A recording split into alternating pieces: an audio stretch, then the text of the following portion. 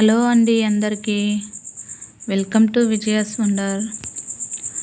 ఈరోజు కూడా ఒక మంచి సేవింగ్ టిప్ వీడియోతో అయితే మీ ముందుకు వచ్చినానండి. ఈరోజు వీడియో ఏమిటంటే పొదుపు ఎలా చేయాలి అని మధ్యతరగతి మహిళలందరికీ ఒక క్వశ్చన్ మార్క్ అండి. మనము ఎలా పొదుపు చేయాలి అనేది ఒక క్వశ్చన్ మార్కు. ఎలా పొదుపు చేయాలి, ఎక్కడి నుంచి మనం మొదలు పెట్టాలా, ఎలా చేస్తే మనము మనీని సేవ్ చేస్తాము అనేది మాత్రం ఈ వీడియోలో చెబుతున్నానండి. కొన్ని టిప్స్ అయితే నేను చెప్తున్నాను. ఈ టిప్స్ మీరు ఫాలో అవ్వండి. ఖచ్చితంగా ఎంతో కొంత డబ్బులను అయితే మీరు సేవ్ చేస్తారు. 10, 20, 50, 100 ఇలా. ఎక్కువ వేలల్లో మనకు అవసరం లేదండి. తక్కువ సేవింగ్స్తోనే మనము మనీని అయితే సేవ్ చేస్తాము. అది కూడా మన స్త్రీలు అంటేనే మనకు వంటగదిలోనే ఎక్కువసేపు మనం ఉంటామండి. అటువంటి వంటగదిలో ఉన్నటువంటి వాటితో మనము ఈరోజైతే ఈ వీడియోలో సేవింగ్ చేద్దాము. ఇంకైతే ఇలా వంటగదిలో మనం ఎలా అమౌంట్ సేవ్ చేస్తాము అనేది కూడా మీకు ఒక క్వశ్చన్ వచ్చింటుంది. ఎలా అనేది మాత్రం నేను ఈ వీడియోలో చెప్తాను. 5-6 టిప్స్ చెప్తానండి. ఖచ్చితంగా ఫాలో అవ్వండి. కనీసం కొన్నన్నా మీరు ఫాలో అయినారంటే మీరు ఎంతో కొంత మనీని అయితే మీ సొంతం చేసుకుంటారు, సేవ్ చేస్తారండి. నేను అలా చేసి ఒక్క నెల మీరు ఇలా చేసి చూడండి. మీరే నెక్స్ట్ మంత్ నుంచి ఆటోమేటిక్గా మీరు కూడా ఆటోమేటిక్గా అలా చేస్తారండి. ఎందుకంటే ఇది చాలా బెస్ట్ అంటే బెస్ట్ టిప్ అండి.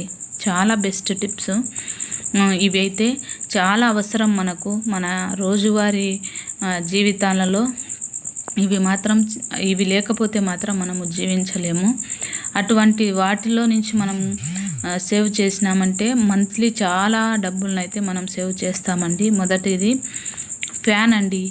ఫ్యాన్ మాత్రం మనం ఒక రూమ్లో ఉంటాము, ఇంకో రూమ్లో అది మాత్రం అలానే తిరుగుతూ ఉంటుంది. ఇంట్లో వాళ్ళు ఎవ్వరు పట్టించుకోరు.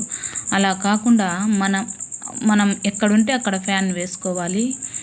ఫ్యాన్లో మనం ఎంత సేవ్ చేస్తాంలే అని మాత్రం అనుకోవద్దండి.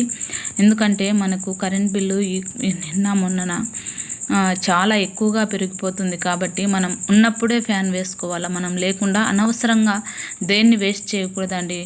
ఊరికే వస్తుంది కదా అని దేన్నైనా వేస్ట్ చేయకూడదు. ఏముందిలే అని మాత్రం అనుకోవద్దు.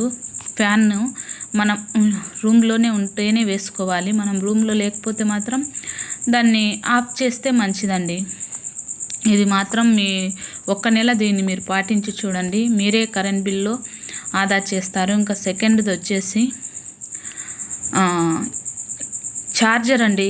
ఛార్జర్ మాత్రం మనము మొబైల్కు ఎక్కువసేపు చూడడము, ఛార్జింగ్ అయిపోచేయడము, ఛార్జింగ్ పెట్టేసి నైట్ పడుకోవడం అలా అయితే అస్సలు చేయొద్దండి. మనం ఛార్జింగ్ మన మొబైల్కి పెడితేనే స్విచ్ ఆన్ చేయాలి. ఛార్జింగ్ అయితేనే స్విచ్ ఆఫ్ చేసి ఆ ఛార్జర్ను ఆ ప్లగ్ నుంచి తీసేయాలండి. ఎందుకంటే ప్లగ్ దానికి ఉండడం వలన కరెంట్ అనేది కొద్దిగా అయినా కానీ అది తీసుకుంటుంది. ఒకసారి మీరు ట్రై చేయండి.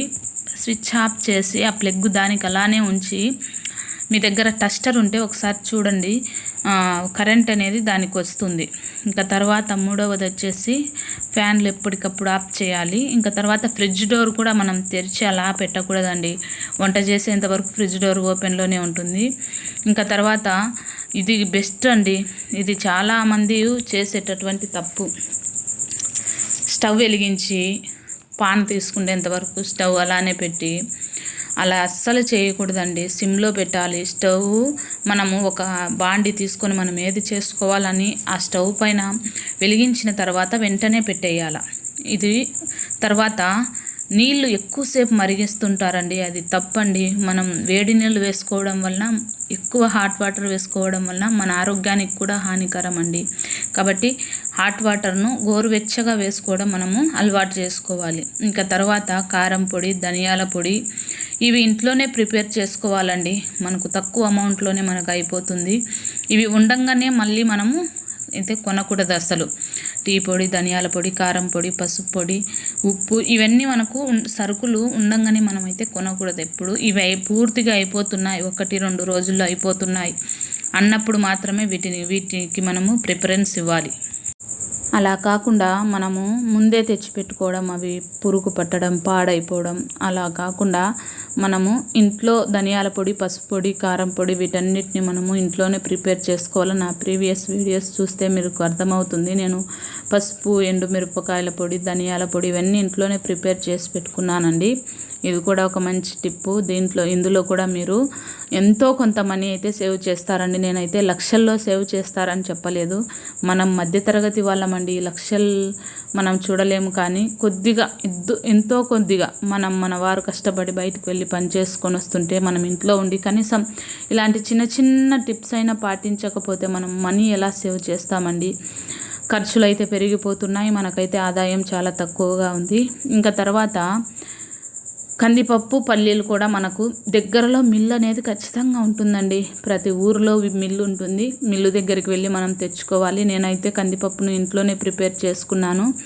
కందులు తెచ్చుకొని ఎర్రమట్టి వేసుకొని ఎండబెట్టుకొని ఆడించుకున్నాను. నాకు 5,000కే కందిపప్పులు 50 కేజీలు వచ్చినాయండి.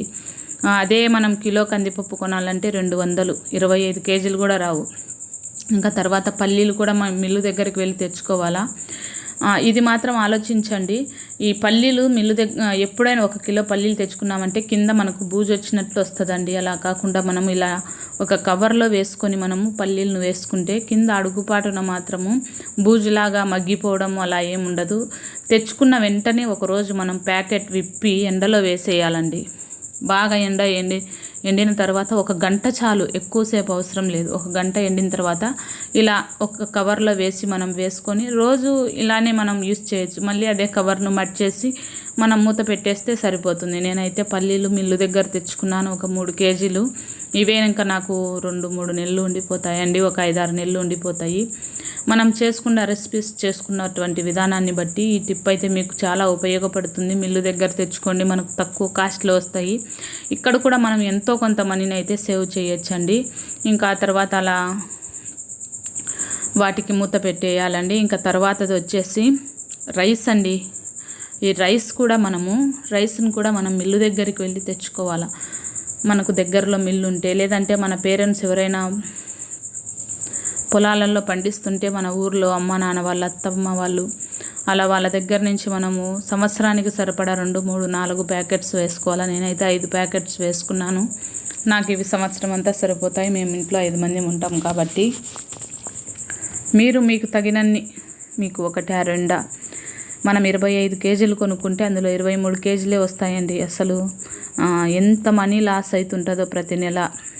అలా కాకుండా మనము ఇలా చేలో పండించినటివే మనము తెచ్చేసుకున్నామంటే ఇక్కడ మనీ సేవ్ అవుతుంది. తర్వాత 50 కిలోలు తూకం కరెక్ట్గా వేసింటారు. 50 కిలోలు తెచ్చుకుంటే మనం 23 కేజీలు అంటే 2 కేజీలు 4 కేజీలు మనకు రైస్ అయితే తక్కువగా వస్తుంది. తర్వాత మనీ కూడా ఎక్కువ పెట్టి మనం కొనాలి. అలా చేయొద్దు, ఇక్కడ మనీని సేవ్ చేసుకోవాలి. ఆ తర్వాత ఇంకా వాటర్ అండి. వాటర్ మాత్రం మనము మామూలుగా చేయమండి. ఎక్కువ వాటర్ మనకు అయిపోతుంటుంది.